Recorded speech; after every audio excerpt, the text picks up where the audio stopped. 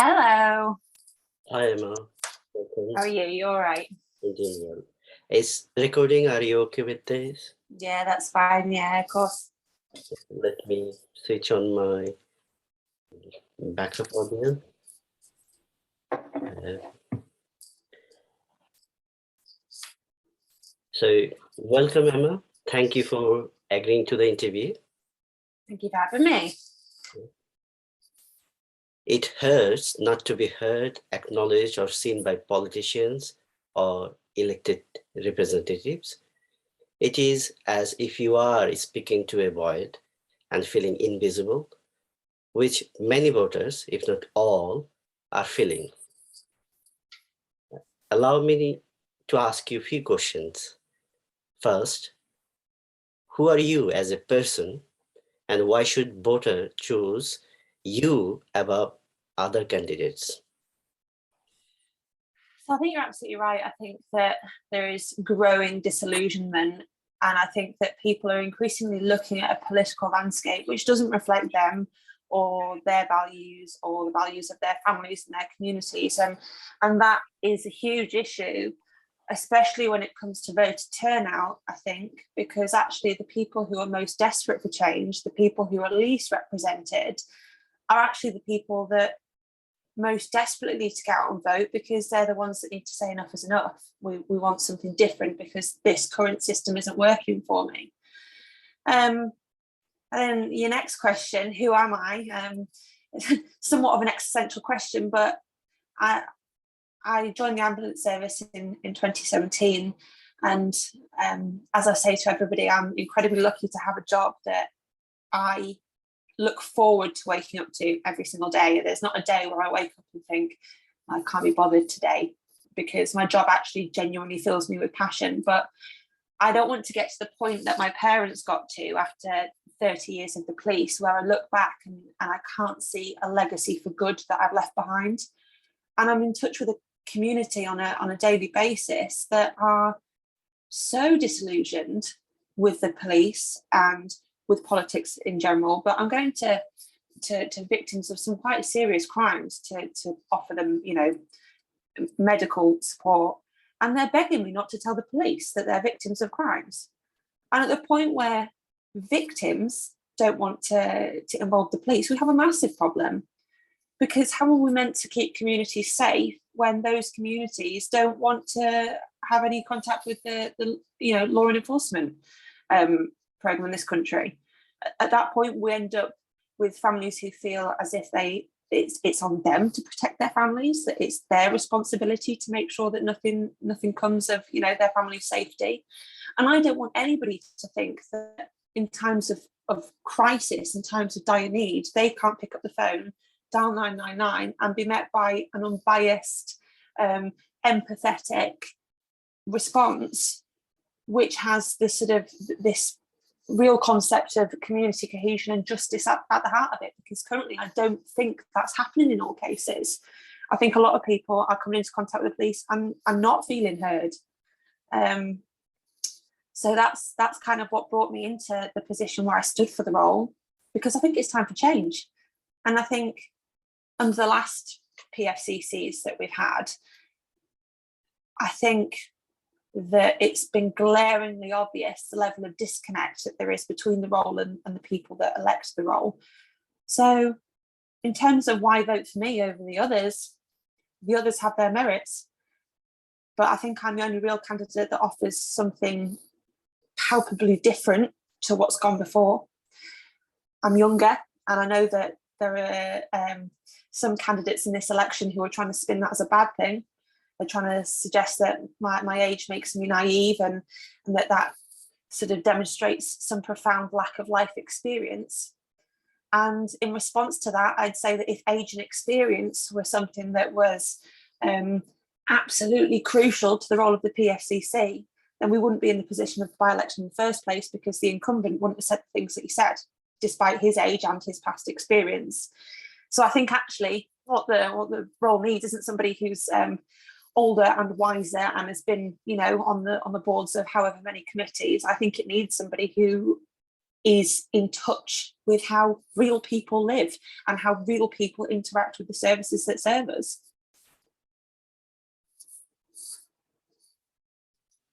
Thank you. My next question is, what would you say to conservative, Lib Dem, Green, or independent voters considering voting for someone else than you? I'd ask them some questions. I'd ask if they knew the names of the candidates that they were voting for, because I'm seeing in this election actually that there are only some candidates who are seeming willing to engage with voters.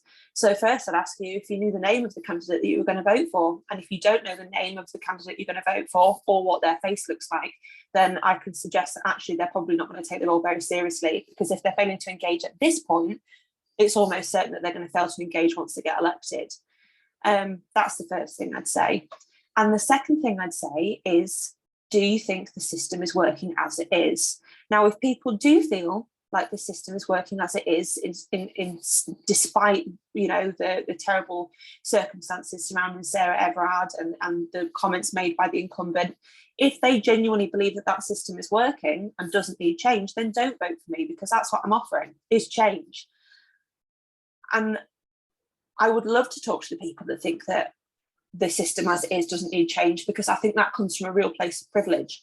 I think if you think that the current system works in its current sort of format, then that comes from a place of privilege, because it's not working for an awful lot of people, and the people that it does work for tend to be, as a sort of broad generalization, they tend to be white middle-aged middle-class people that the system is working for, and that's not representative of North Yorkshire as a whole. We have entire communities, be it women who are afraid to go out at night. We have LGBTQ plus communities who are worried that they're going to be attacked for expressing themselves and their identity. We have members of BAME communities who are having to police incidences themselves because the police aren't taking their reports seriously. So yeah, if you think that the current system works, then don't vote for me. But if you think that there needs to be change, then I think your vote lays with me. Thank you. The next question is, Claudia Lawrence, Sarah Everard were both from York, and at this time, women and girls are feeling unsafe. What do you propose to those women and girls if you are elected? So you mentioned Claudia Lawrence there, and actually I was quite young when Claudia Lawrence disappeared, and it's a formative memory that I have, was watching Claudia's family appeal for her to be found on the television. And I can remember at a very early age having this thought that if I wasn't careful, I could be the next Claudia Lawrence. And now to have Sarah Everard in there too, it makes me worry for my sister. She goes out with her friends, and I beg her not to go out in groups of less than 2-3 girls. And I shouldn't be in a position where I'm having to encourage my sister to walk at night with her car keys between her fingers. I shouldn't have to worry that my mother might go out and not come home again. So yeah, there is fear, and rightly so. And there's anger, and again, rightly so, because people need to be angry about this. People need to be concerned for their sisters and their friends and their loved ones. I mean, it's going to come down to reassuring women that this is being taken seriously, and that actually their concerns are justified, because for so long we've been told that these weren't real concerns, and that perhaps we were just over exaggerating our fears, and maybe we didn't actually need to cross the road if there was a man walking behind us at night. But our concerns are legitimate and they are justified, and I think that needs to be acknowledged and heard, and we need to come up with a plan whereby we can restore trust in the police. Because currently, if there's a man walking behind me at night, I don't care if he's a police officer or not, I'm crossing the road. I don't want him walking behind me. So at the point at which the people that should be looking after us have a question mark over their heads in terms of safety as well, again, something's gone wrong. So I think we need to better educate our fantastic police officers. And I will say that because we are so incredibly lucky to have the police force in North Yorkshire that we do. That's not to say that things can't change. And I think there needs to be education at the most bottom level in terms of how to take these crimes seriously when they're reported. Because the top down level, the message from the very top of the police force is always, yes, you should absolutely report these crimes. The likes of stalking and harassment and domestic abuse and sort of issues of violent attacks. The message at the very top is, yes, report it, it's wrong. But the response that people are getting in their front rooms of their homes is very different at the point where they're face to face with a police officer.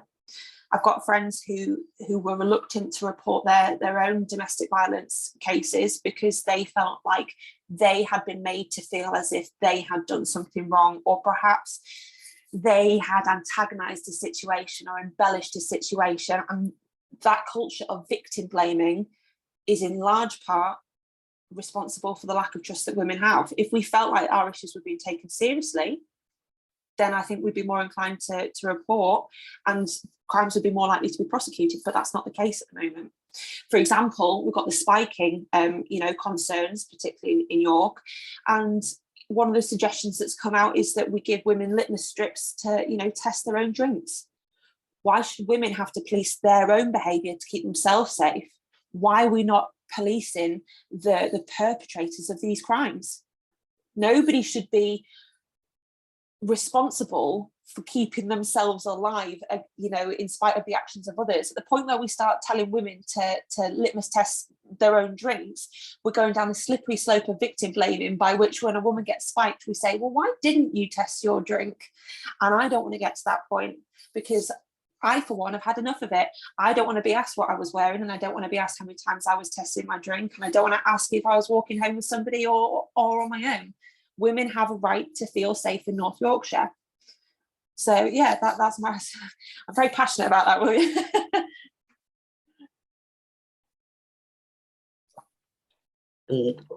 What are other key points in your manifesto?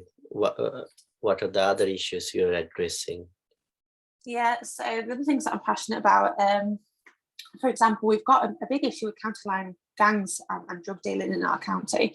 And I think people are sometimes surprised to hear that, because we are such a sort of vast and rural landscape for the majority of North Yorkshire. We kind of think that we're immune to that somehow because we haven't got an abundance of large built-up cities.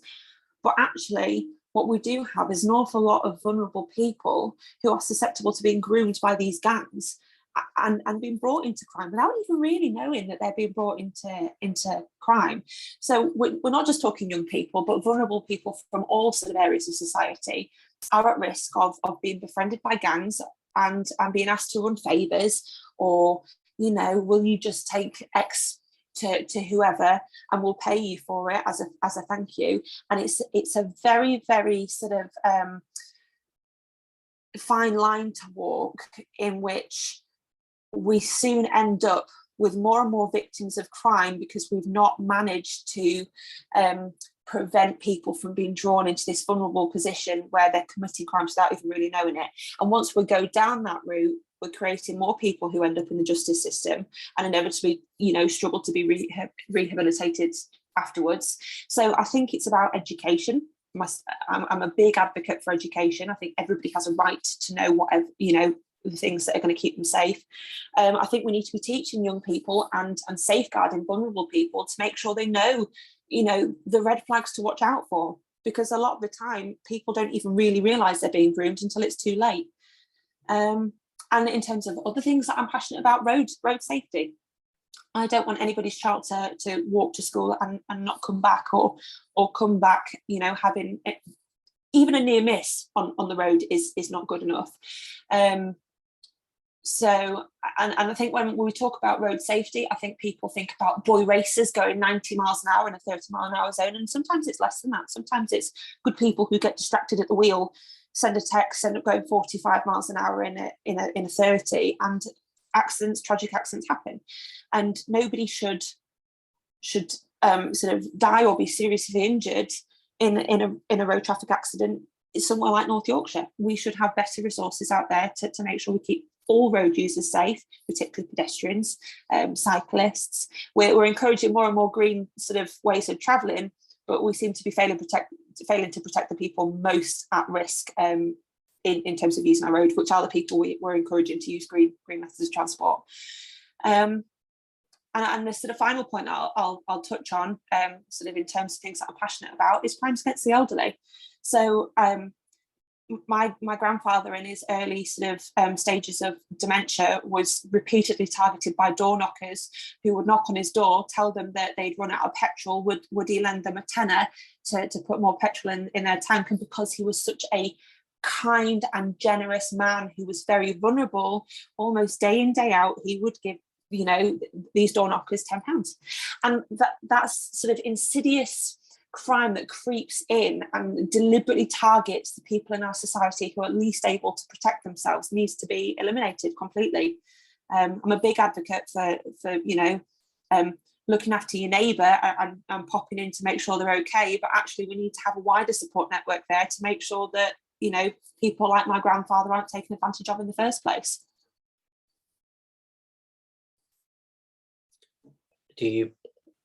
So to your potential voters, what's the final word you will say to them? Any final words, any call to them, anything to say? I can abridge it mostly to one word, William, and that word is change. And like I said, you know, if you genuinely think that the system works and you genuinely do not feel as if there are vulnerable people in our society who are being constantly and routinely disappointed by the systems in which we have, you know, are in existence, then don't vote for me, because you're probably not going to like, you know, my policies. You're probably not going to believe that protecting vulnerable people should be a priority. And I would, yeah, but that's what it comes down to, is change. Something's got to give. And how many more Sarah Everards and Claudia Lawrences do we need before we actually sit up and think, yeah, this isn't working? And I'll tell you, in my opinion, I don't think it is working. Thank you so much for your valuable time. Thank you very much, William. Really appreciate it. Bye.